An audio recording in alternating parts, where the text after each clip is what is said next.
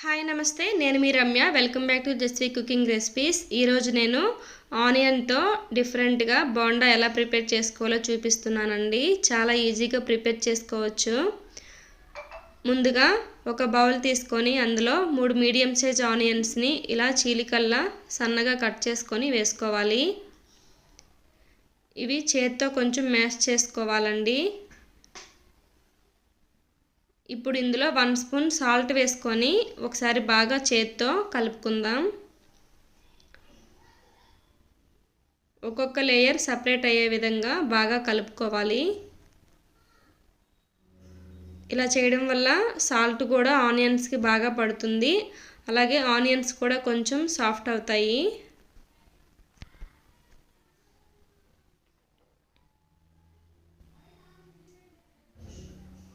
పిల్లలు ఎప్పుడైనా సరే స్నాక్స్ చేయమనేటప్పుడు ఇలా ఈ విధంగా ఒకసారి ట్రై చేయండి. చాలా ఇష్టంగా తింటారు.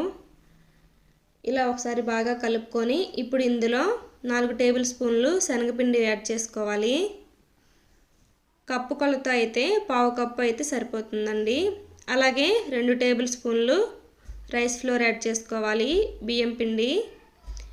తర్వాత 1 టేబుల్ స్పూన్ ధనియాల పౌడర్, 1/2 టీ స్పూన్ జీలకర్ర పౌడర్ వేసుకోవాలి.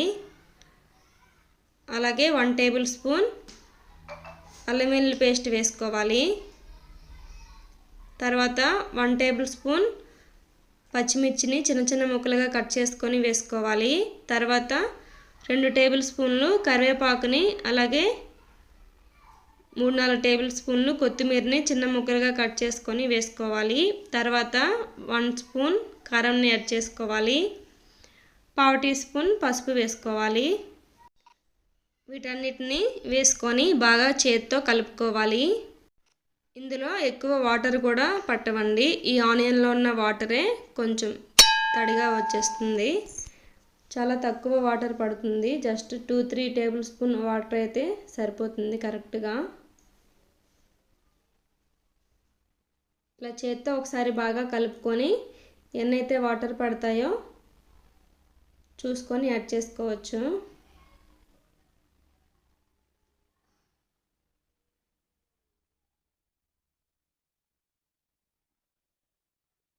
జస్ట్ కొంచెం తడి చేసుకుంటే సరిపోతుందండి. ఇలా ఈ విధంగా గట్టిగా కలుపుకోవాలి. ఇప్పుడు వీటిని చిన్న చిన్న ముద్దలుగా తీసుకొని రౌండ్గా బాల్స్ చుట్టుకోవాలి.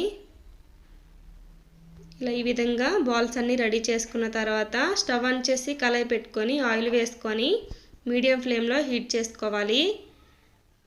ఆయిల్ హీట్ అయిన తర్వాత ఈ బాల్స్ అన్నీ ఆయిల్లో వేసేసుకోవాలి.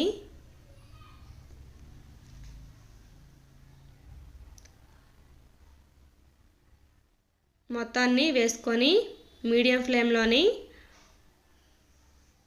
గోల్డెన్ కలర్లోకి వచ్చిన తర్వాత తీసేసుకోవడమే. ఇలా వేసిన వెంటనే కదపకూడదండి. 2 నిమిషాలు ఫ్రై చేసుకున్న తర్వాత ఇలా గరిటెతో ఒకసారి అన్నిటినీ కదుపుకొని ఈవెన్గా ఫ్రై చేసుకోవాలి.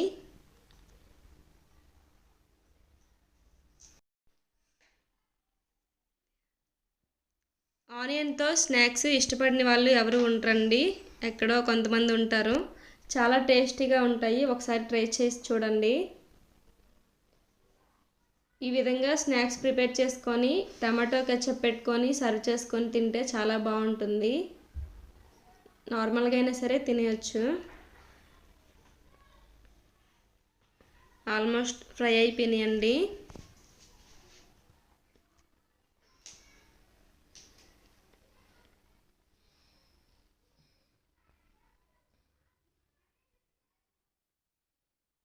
మీడియం ఫ్లేమ్లోనే ఫ్రై చేసుకోవాలి. హై ఫ్లేమ్లో పెట్టకూడదు.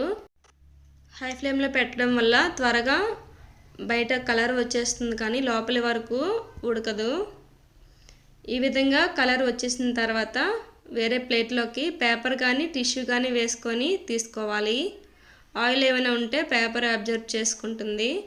అంతేనండి, రెడీ అయిపోయినాయి ఆనియన్ బోండా. ఈ రెసిపీ మీకు నచ్చినట్టయితే నా ఛానల్ని లైక్ చేసి, షేర్ చేసి, సబ్స్క్రైబ్ చేయండి. Thank you for watching.